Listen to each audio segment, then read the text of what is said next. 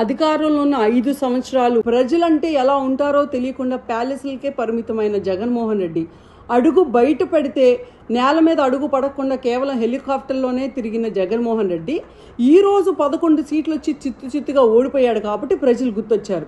ఈరోజు పరిగెత్తుకొని వచ్చి ఇప్పుడు దొంగ నాటకాల ఆట మళ్ళీ మొదలుపెట్టాడు.